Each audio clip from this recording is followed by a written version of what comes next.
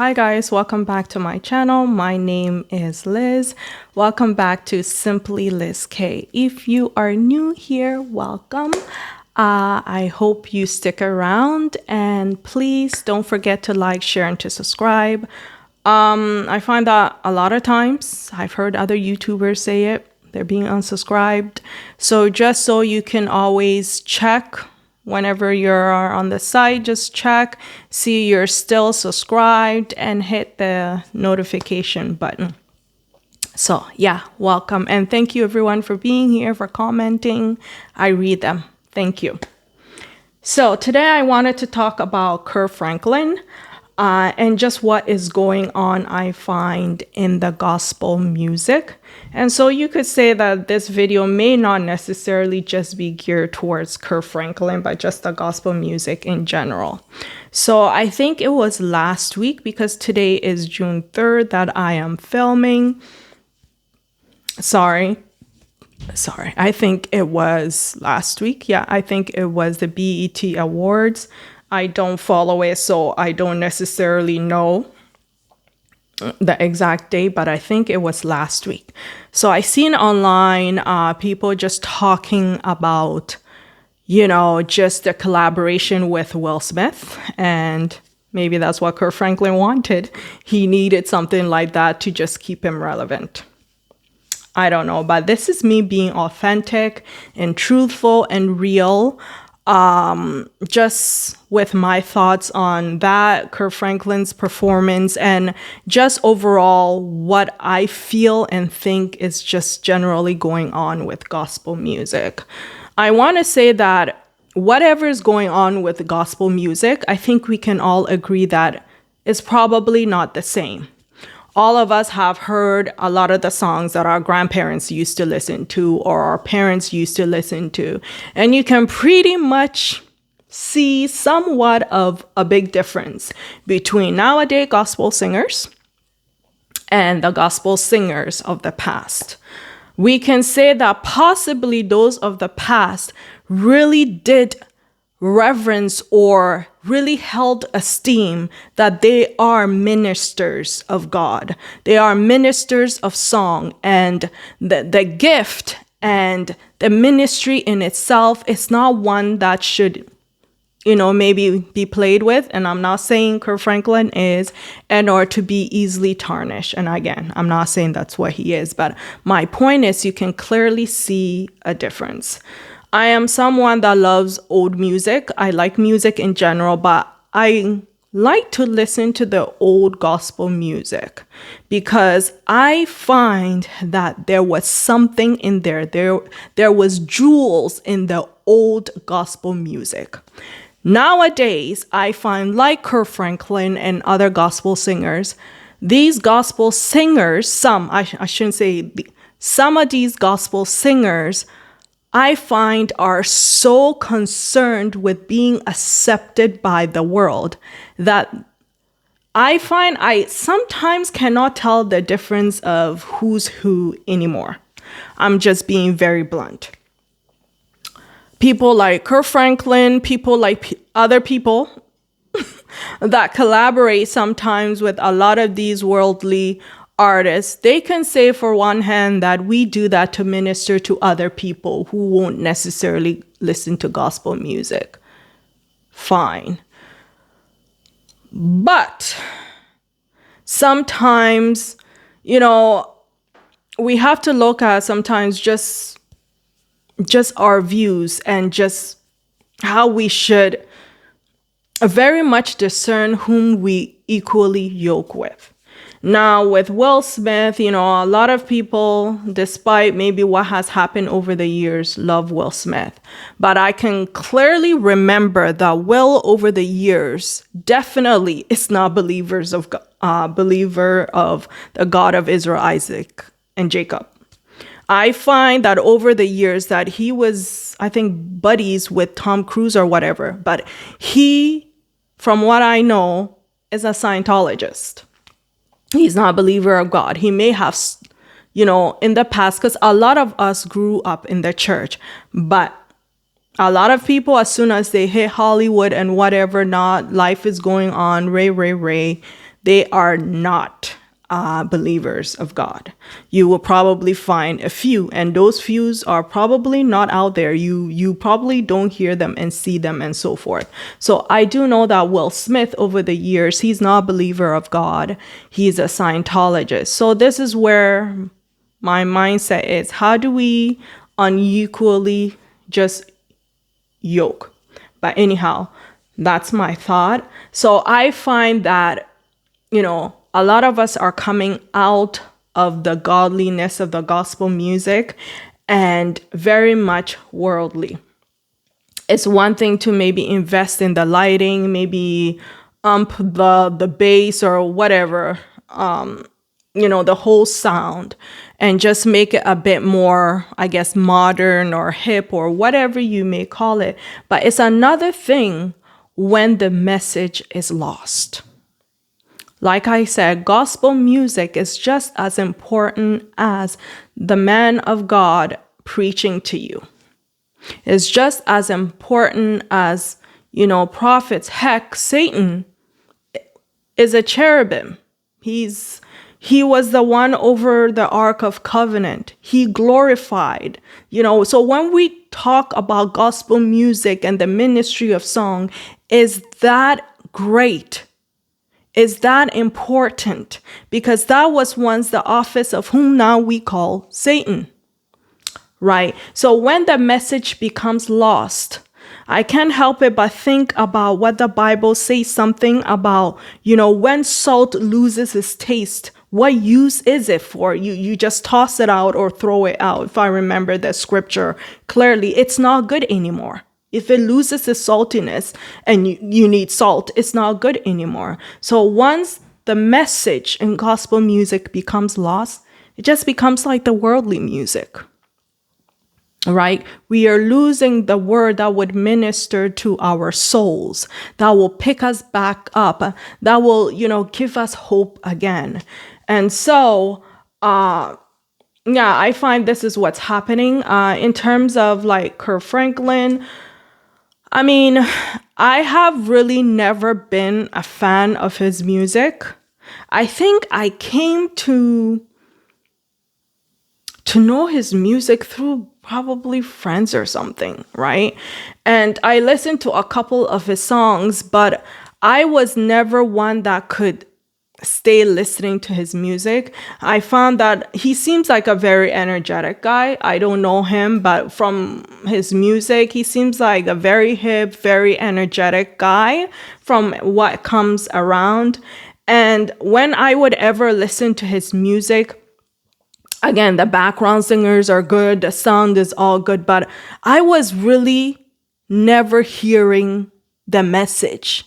I would hear more so of like just the sound and just how beautifully everything was organized. But then again, I am an old soul, so I'm always looking for the word to really minister to me when it comes to gospel music. But I was never really, it was just too much hip, and for me, not enough word. I'm not surprised, like I said at the beginning of the video, that maybe he collaborated with Will Smith.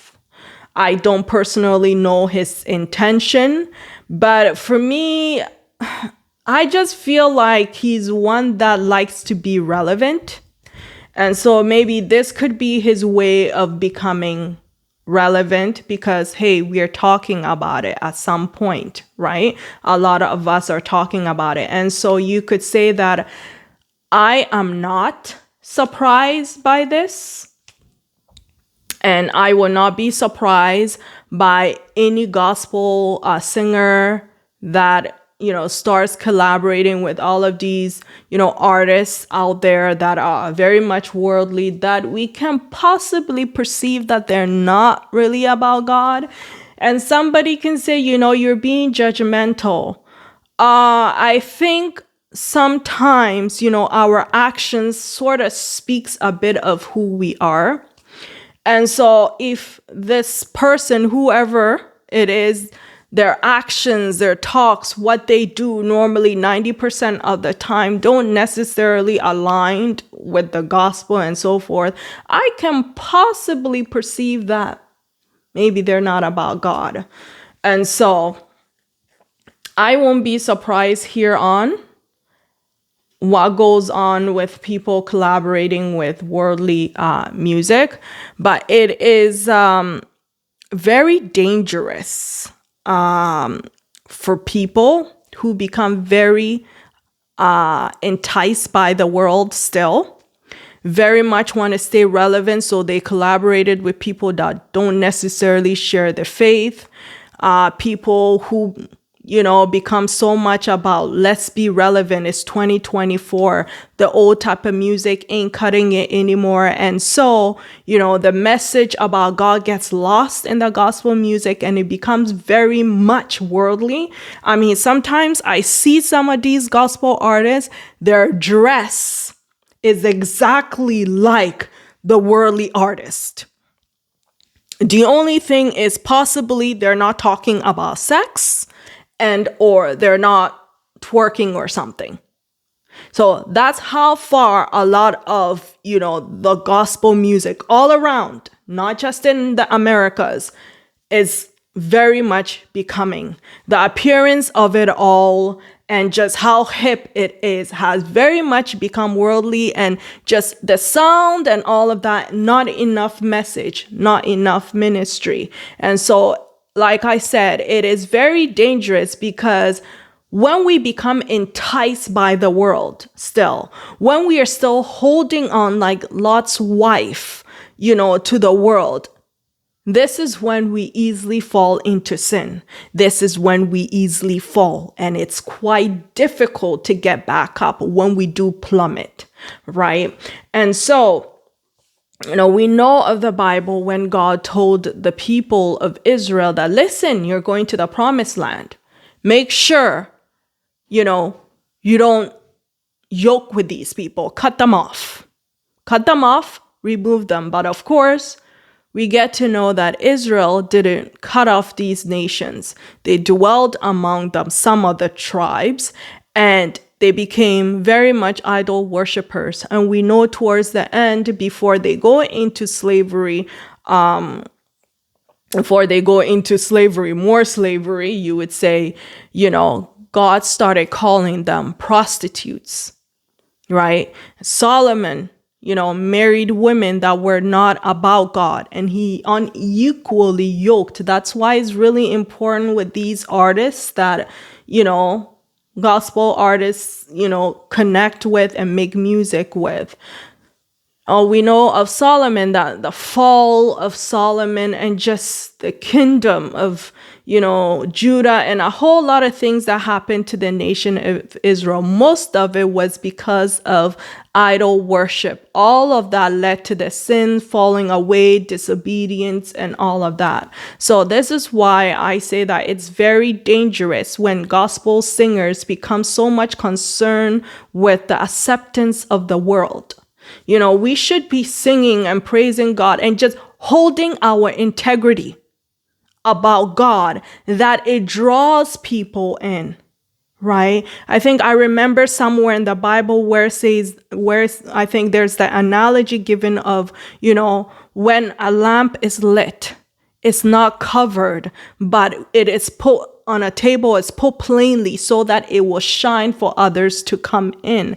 This is what we should be as the people of God, especially for some of these that are in the public eye doing ministry, is that we should uphold the love of God should control us, and we should uphold that integrity so much and live a life that is so honorable to God and, honorable to the sight of God, that it would draw people in. But here we are running to the world for acceptance, giving into the world, connecting with people that, have no business with us, and inching closer and closer to what God would deem inappropriate, God would deem, darkness, and it's not about him. Just so I can be relevant, just so because it's 2024, we want to be hip, we want to be applicable. Again, I say this all the time. The God of Israel is the same yesterday, today, and forevermore. So although times change, although things become hipper, although whatever, he is that one consistent being. And so no matter the challenges, this is where, the belief in God becomes that hard, that no matter what the time, no matter what is going on, we should stay within, what is his will, at least try to. But again, so much of us are inching so much because of fame, because of money, whatever it may be, to that side. Right. So I'm not surprised. I think more and more things will be happening. And, just Christendom in general. Not that I hope for bad things, but this is what's happening. Gospel music has been very much polluted. And I don't know. It's been very much polluted, and we, of course, should be very much careful with what we listen to. I do. Be very much careful with what you listen to. Listen to what uplifts you and encourage you. If the gospel singing, whatever you're listening to doesn't really, I wouldn't listen to. I think whatever you aim at, whatever you pay attention to, whatever you listen to bears fruit. Now, depending on your choice, it's either good or bad, but you will yield a fruit. So, Kirk Franklin, I'm not surprised. Gospel music is becoming heavily polluted. I can't even sometimes tell the difference anymore.